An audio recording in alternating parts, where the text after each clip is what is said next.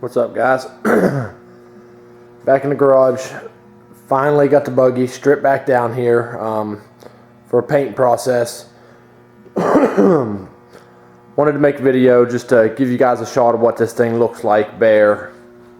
Kind of give you a feel for some of the way I did some of these things. It's been a nightmare. It's been 3 or 4 days so far, just in stripping down and sanding. Just wanted to be able to show you. There's a good shot of the header that I made for it. A lot of this stuff you can't see when all the body's on it, and I made a new exhaust a couple weeks ago. I used to have a little short Yoshimura down right beside the motor, so we made another pipe come back and come all the way up into this muffler, trying to quiet it down basically. Where I live here, just family and a lot of neighbors just don't want to piss people off. So, and it really did help. The back pressure helped my throttle response. I had a dead spot jumping on the gas wide open, and it seemed to fix it. Got the fuel cell out of it right now. You can see how we mounted the fuel pump. That's the bottom of the tank, of course. We welded a 1/2-inch plate on the bottom of it so we could drill 6 holes up into it, but yet not clear through it. That way we didn't have to worry about fuel leaking back through the holes. It worked out well. There's just tons of shit.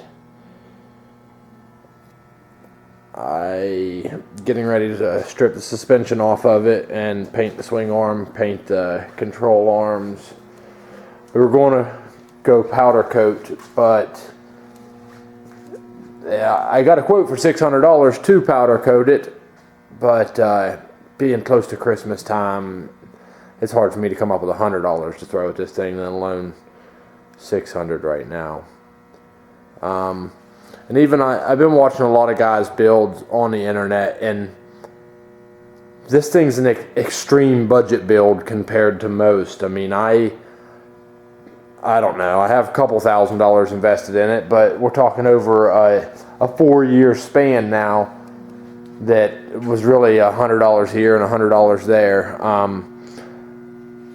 The bike was a couple $100s to be able to buy a wrecked motorcycle and strip everything from it. So that, and having a 400EX to strip, to have front spindles, brakes, things like that, rear hubs, that's what we use for the rear axle. That stuff just it makes it way easy for me rather than have to try to source stuff. 400EX rear shocks. The 2 front coilovers are just AFCO coilovers with 150-pound springs on the front. For the shifter, I know you saw the shifter in the console, but originally I had made a linkage to go down underneath, over, back to the shifter, and it worked, but it was sloppy, it rattled, it was just too many points to fail. So we used a B&M shift cable, like a push-pull cable for a slap shifter. Ended up working perfect. You see it just loops right up over the motor, right back to the shifter. Worked out perfect. So I've kind of got a mess of wiring going right now, being that everything's in pieces. It's another thing that I'm really going to have to try to tackle is doing a lot better job with the wiring going back together. Other than that, hopefully over the next few days I'll get it primed and painted and start going back together, and I'll show you a lot more of that process, at least get some good shots of it going back together. And okay guys, I appreciate you.